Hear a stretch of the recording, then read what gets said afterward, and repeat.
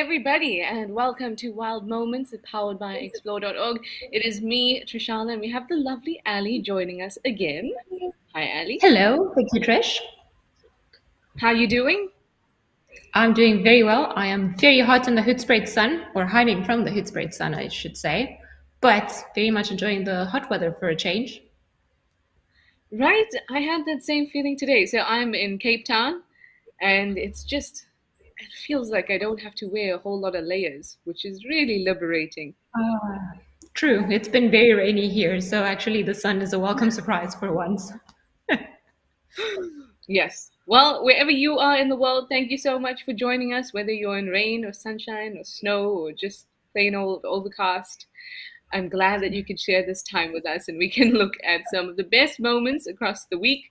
So, this time, in the bush, this is the time of the year when you see lots and lots of babies around. So, we're going to focus on some babies for this Wild Moments show, which I think is very cute. You're going to hear lots of oohs and ahs, but hopefully, we'll actually have something useful to share with you too. Uh, hopefully. Anyway, we're live and interactive, so send through your questions and your comments, your oohs, your ahs. Send them all through. So, shall we get started? Actually, before we get started, Ali, where have you been over the last couple of weeks? Everywhere. Have you been in the bush? I have been in the bush. I know I don't look as tanned, but it's, I was on an airplane and I feel like that sucks all of the color out of you. So in the last sort of month, I've been lucky enough to be in the Sabi Sand, in Zimbabwe, and in Kenya. So it's been pretty spectacular, I'm not going to lie. Lots of babies everywhere. I was just about to ask, could you see lots and lots of babies? Lots of babies. Nice. So many of them, it was great. Oh, I've been in the Eastern Cape over the last 2 weeks, and I've been seeing lots of babies as well. So many babies, big babies, small babies, tiny babies. It's been great. So I'm glad that we're focusing on babies today. Anyway, let me get through a couple of hellos. Of course, Aussie Jan too says you're here with your coffee. Love hearing from you, Aussie Jan. And then we've got Gianni Carbonara says hello. Ooh. Please forgive me if I say this name incorrectly. And if you want to, you can always send through how I should pronounce it. Dariush Tagihai. Hope I said that correctly. You say hello. I love learning new names. So if you want to send me the pronunciation, please do. I have a name that not everybody can pronounce as well, so I'm used to it. Mary Momo says, yeah, like Aussie Jan with my coffee. Aussie Jan, you're a trendsetter. Although I think that the whole coffee thing might have been going on for some time. But within the context of the Africam shows, I think that you're a trendsetter with that coffee. Mary Momo says, a good morning from Hot Springs, Arkansas. Belinda DeSinger says, hi, Trishala and Ali. And then we've got Sicko that says, Trishala, Ali, have a good show. Thank you. I hope that you enjoy it. And then we have Pat who says, good morning from sunny Florida. And of course, Bob from Kalamazoo says, good day, ladies. Bob, do you have your Diet Coke in hand? I hope that you do. And then Tammy says, hello, Trish and Ali. Hello, everybody. So let us move on to one of my favorite babies to watch in the bush. They're so clumsy. They're so big, and they're so great.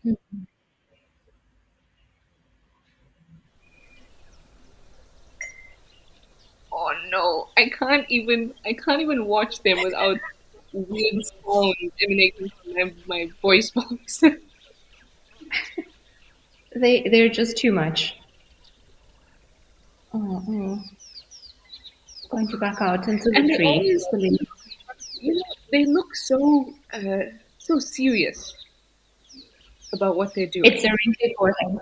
Oh, was that a face plant? Oh no, that was 100% a face plant. Oh, that was adorable. And now we've got the hybrid stance, of course, which offers more stability and just looks cute. Oh, just in case, it was all on purpose. That's the best thing about baby elephants when they fall. They're always pretending like, I meant to do that all along.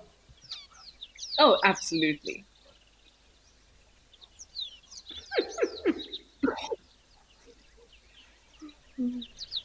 is that? Play with me. It's not as if the other calf there is very big either, but it seems to have this energy of, oh, well, stop it, you're irritating me. 100% like older sibling, cousin, attitude like, you're little, you're irritating me, go away. You're not cool enough for me.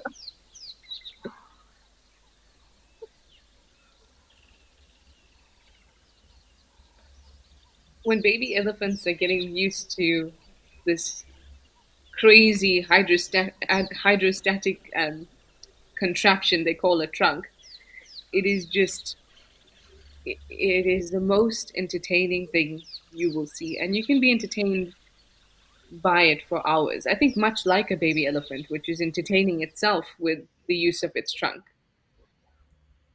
I think I think one it of must my be like, favorite things, yeah. yeah. Sorry. No, no, go ahead.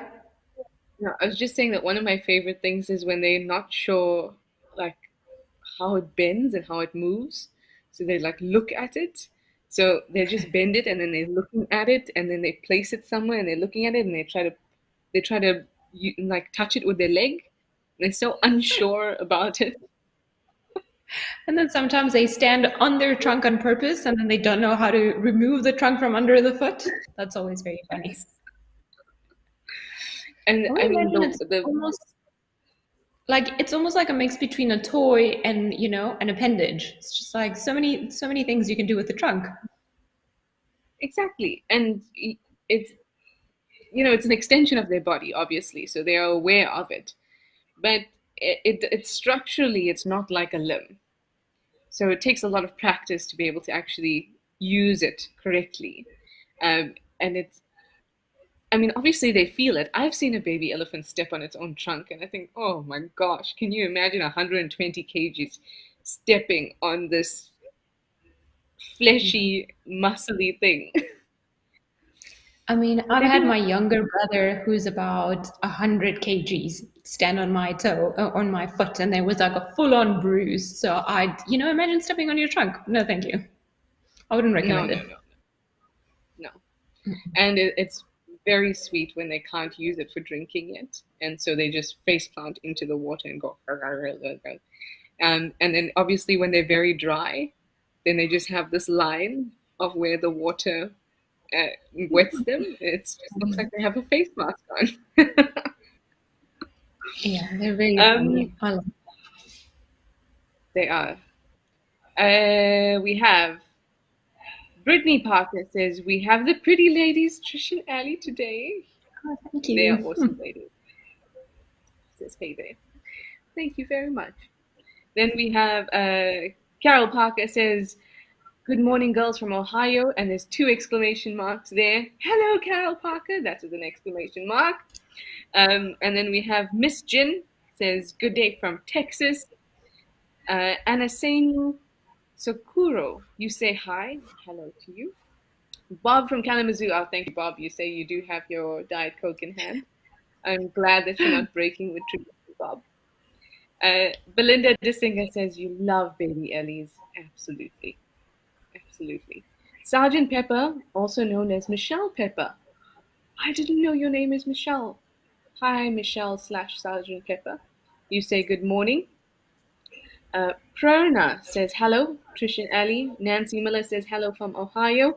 And then Carol Parker says, how cute. You love them babies. Yeah. We're actually hardwired to love babies. I was reading about this recently. Uh, and there's actually quite specific things. So it's chubbiness, large eyes, and a big head. So those are three. I mean, there are others as well, but three features that we find very, very cute. But if you think about them in isolation, chubby, huge eyes, and a big head, you can't think up something that's particularly cute. But it's important for us to know that or to find those things uh, cute, because if we don't, then we're not going to take care of them, right? And our own babies look that And way. why would we? I mean, if you think about an Exactly. elephant, how long do they, I mean, us humans, do you think if we were in cuter parents would look after us until we go off to college? No chance. Exactly. Exactly. And it's not even genetics has made our parents think that we're cute, and Oh. obviously it makes total sense. Well, that's Um, why, certain animals like the warthogs, a face that only a mother can love. There you go. exactly. Some animals don't fall into that category of what we consider cute, but nonetheless, their own parents would have evolution would have pushed them to think that those are cute. And then very quickly, Dear NC says good morning from Seattle. Pat says baby Ellies have their own slinky toy. Yeah, they do, pretty much. And then TW Gardenia says hello from Chicago and thanks. Our pleasure. Okay, let us move on to our next clip, which is also of our favorite big-eyed, big-eared as well, big-headed, very chubby gray animals. And this time it's scratching a bit of an itch.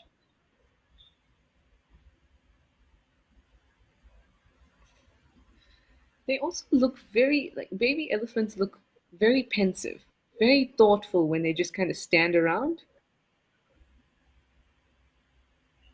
Oh, there's Look a at that trunk going. trunk moving about. I wish you could, the sound would come through because the sound when they scratch against one another, it's actually amazing. It's almost like a leather towel scratching against another one. And when you hear it, it's utterly pleasant because you're like, yes, get that itch. Look at that.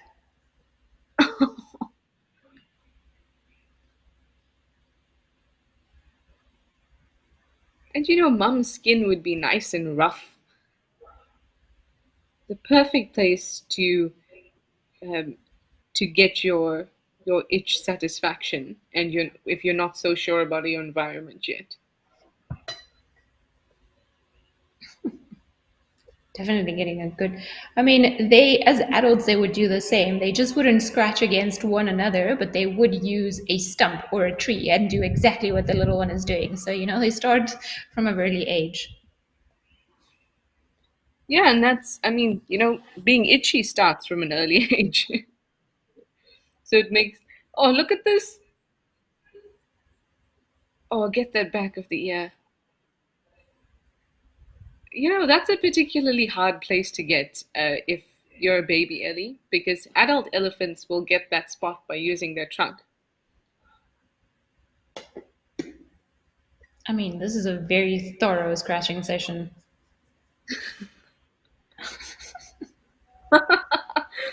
Look at that back and forth, back and forth. Oh, this is the best bit. Gotta get the butt.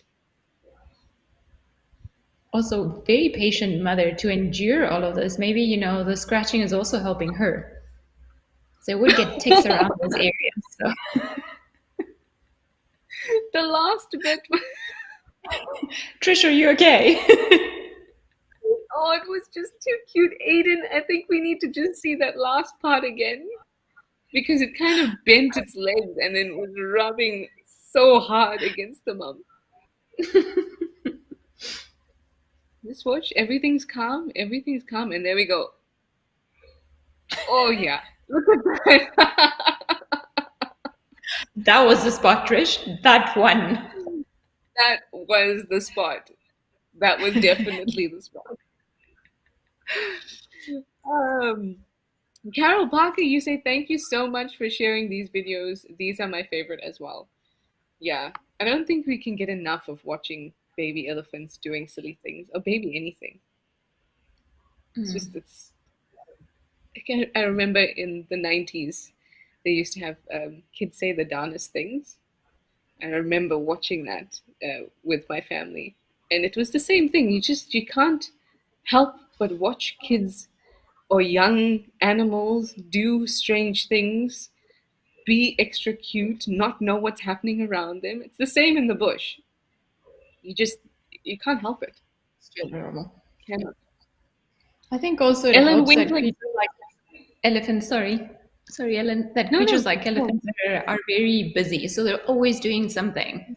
So, I mean, even when they sleep and they plunk down and then they'll wake up and, when they scratch, it's obviously the greatest thing for you, clearly. But It is. But also I love when they do lie down and they try to get up after they're flat. nightmare. It's just like Tantrum, full on. it's oh yeah, and it's the swaying of the mass because they can't get up using their muscles, so they have to sway their whole body and then try to create some kind of motion that picks them up. It's just too much sometimes. Ellen Winkler, you say hi from New York City. And then Gen X Jen, you say hello from California. Hello, Gen X Jen. You have pineapple juice this morning. Well, I recently had some very good pineapple juice myself. You would like to know how long for an elephant to grow from baby to adult.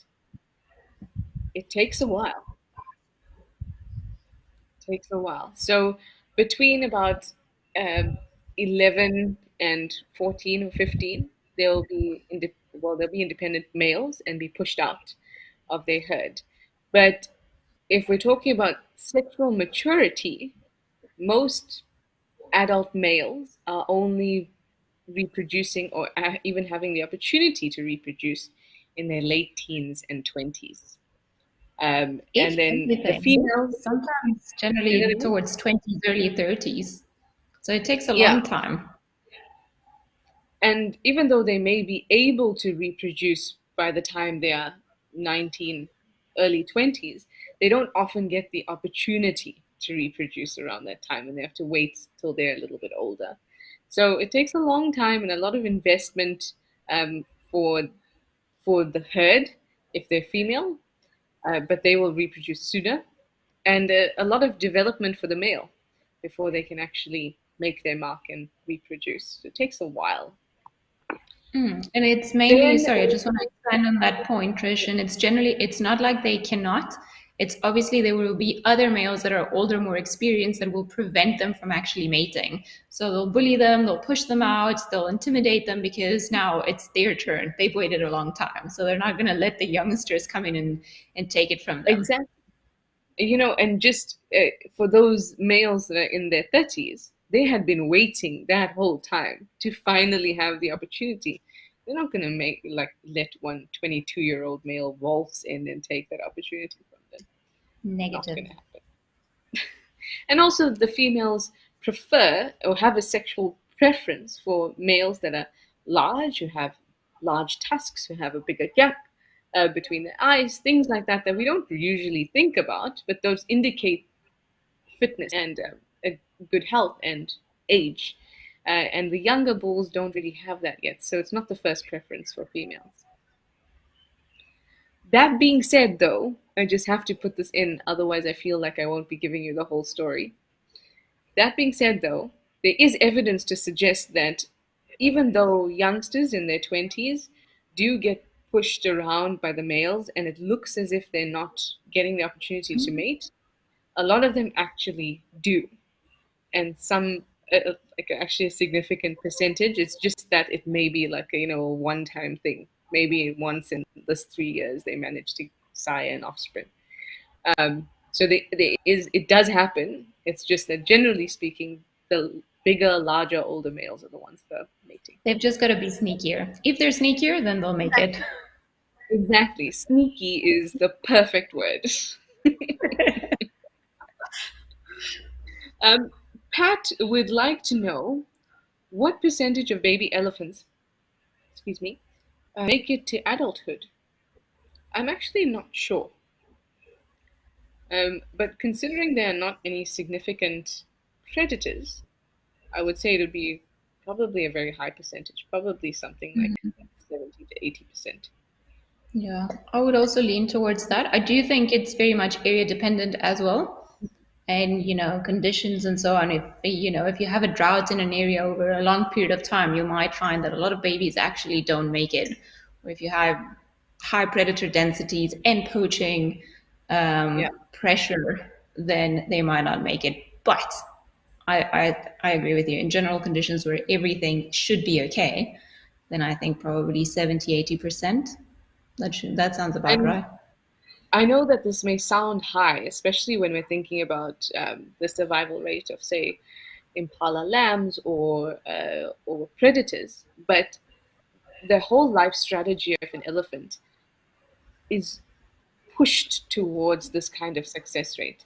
That's because we spoke about this. They have a lot of investment in their offspring. They're only being able to produce an additional offspring every 3 to 5 years. So unlike predators or impalas that are reproducing every year, elephants don't do that. So just because of the category, so we call that a case-selected species. So just because of them being in that category, because of their whole life history, what they go through, means that they're going to be a little bit more successful in terms of um, being able to grow into adulthood. But that doesn't mean their population is going to exponentially increase because it takes so much more time. Nature is wise. Nature is wise.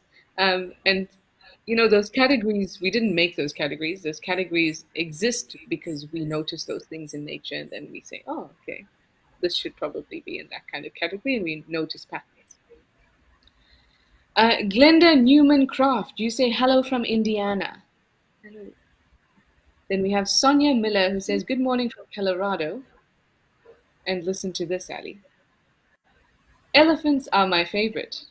I have over 500 ones, all different sizes. That's a lot of elephants. That is a lot of elephants, Sonia. I think Do you have like little miniatures? I would imagine they're not life-size elephants, because that could get complicated. No, but you know what I think? I think Sonia has one elephant. That's pretty big. I just have this feeling. If you have 500 elephants, Sonia, I'm betting one of them is like this entrance hall beast. And I imagine a lot of like miniature elephants like on top of a ceiling or like a cupboard or something. And then also some elephant jewelry. That's what I think as well. Yeah. This is a good call. You've got to send us some photos, Sonia. I mean, our imaginations are running wild. TW Gardenia, you say so sweet. And then we've got Leslie Lebendiger Hausman. You say hi from the Seychelles. Hello. We haven't heard your name before. Thank you for joining us. Carol Parker, you are asking if elephants have a mating dance like birds do. I'll let you take this one, Abby. Mating what? Sorry, what's the question? Mating dance. If elephants have a mating dance. I mean, I would love to see an elephant do a mating dance. It would be, in my head, it would be the version of the dancing hippos in Fantasia. That's how I would like to see them dance. But no, in real life, sadly, they do not have a mating dance. There's a lot of the times what happens is that the pheromones are the ones that go out dancing and attracting the males and letting them know that there's a female that's ready to mate. See what I did there, Trish? I know you liked it. Ali, I love that. Well, it's true, actually. That would be perfect for a kid's book on the birds and the bees. Okay, well, let's chat afterwards. But no, so now going back to the seriousness of the question. So they actually, they have a very powerful appendage, which we've spoken about a lot, which is their trunk. And then they use it also to detect all of this dancing pheromones and then just know if a female is receptive or not. Obviously, the process is a little bit more complicated than that. But when they find a female, they actually, more than trying to, I find, entice the female to mate with them, what they tend to do is push out all of the other males that might be trying to do the same thing. So it's almost like let's call it a bullying dance, if you will. So you'll have like males that come and then they push bigger males. And then sometimes, male elephants go into a condition called must. So they have high testosterone levels. And because they have almost this extra aggression and courage, let's call it, a lot of the times smaller males, younger males are able to push out older males because they just have all this attitude and, it's just not worth it. So, they tend to bully other males around. So just in general, no mating dance, but you will see a lot of commotion when they are mating, and it looks excruciating for the female and for the male. I still don't know how they get on their back legs. It's very interesting to watch. I've only been able to see it a few times. But there's generally a lot of commotion when a female is in estrus, and the whole herd participates, and you can just see their temporal glands, going for days at a time. Because obviously, the estrus will last a couple of days to make sure she can attract a couple of Mhm. suitors, so she can choose the best one, or hopefully be mated with, the strongest one of them all. Yeah, that was an excellent summary of how it goes Oh, down. thank you. Thank you, Trish. Amber Co says a happy Thursday to all. Thank you for the show. Thank you for joining us, Amber Co. And we've spoken for quite a while, so let us send you over to the next lovely clip we have, and that is of an Impala lamb bouncing around.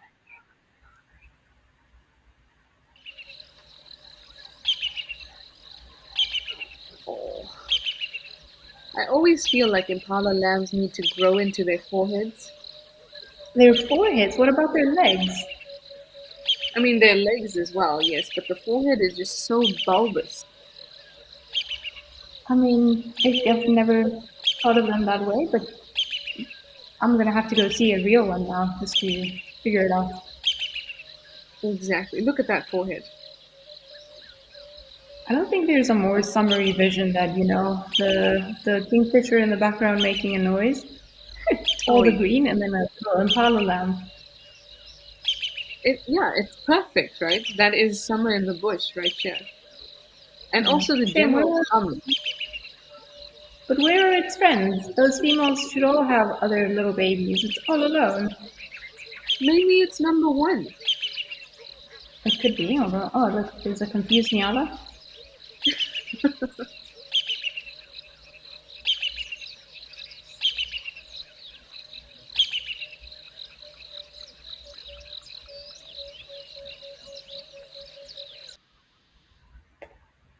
Oh, I thought it was bouncing, but it was not bouncing. It was simply existing as a little impala. I do want to get through the other two clips, and we only have 3 minutes left. So let me. That was very cute, obviously, and we do see lots and lots of them. Impalas drop their lambs synchronously towards the end of the year when all resources are abundant, obviously. And I'm sure that you have questions and comments about them. And while you get the questions and comments to us, let me go through the next little clip, which is of a baby hippo. I love baby hippos because they look like they just have gums. Oh, look at this. Now, also note my excitement on seeing this hippo, and then look at how chubby and rolls it's got. Look at its eyes. I think this is the perfect cuteness that my genetics are making me, um, gush. No, I just want to hug it. It's too cute. I just want to go in the It's just water with it, and I want its mother to wake up. Oh, look at that. Look at those gums. Oh, yes, you're big and strong. I can't for them. They're like little barrels on legs. No. And that poor exhausted mother. Yeah.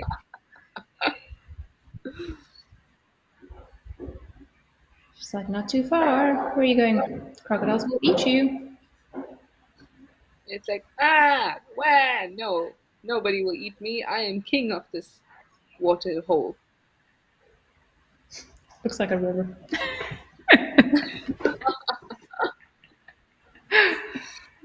Oh, this is absolutely adorable. No, I think hippos are at the top of the list of cuteness. I mean, look at that. And they can swim. It's just too much. Absolutely. They are really at the top of that list. The they display territorial types of behavior from the time they're so small, lifting up or opening up their mouths and extending their jaw. And it just is so cute because there's nothing in there. It's just gum. And it's just amazing. It's beautiful. I told Oh, you yeah. there would be lots of ooh and ah and all of that on this show, and you're still watching. So let us do one more ooh and ah for the last minute that we've got together. And this one is a little wildebeest calf.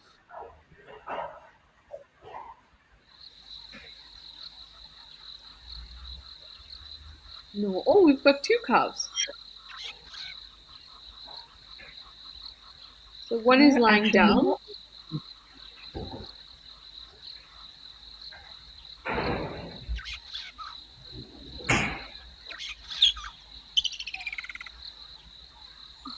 seems hungry.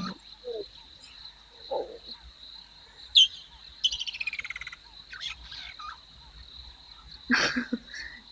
it's moved from one teat to the next teat. Seems like it's never fed before in its entire life. The drama that are little ones when they're hungry.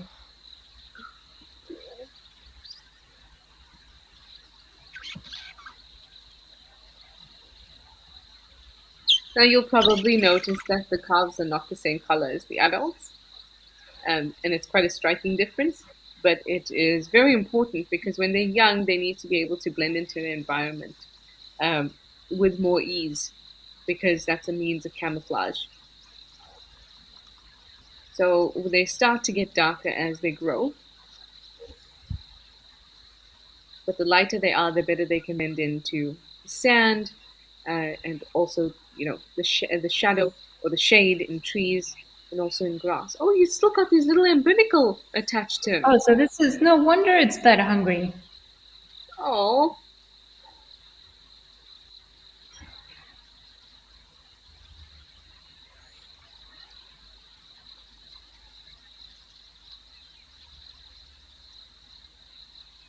I love when we watch antelope mums um, nursing. They, they'll be carrying on chewing and eating, but be nursing at the same time.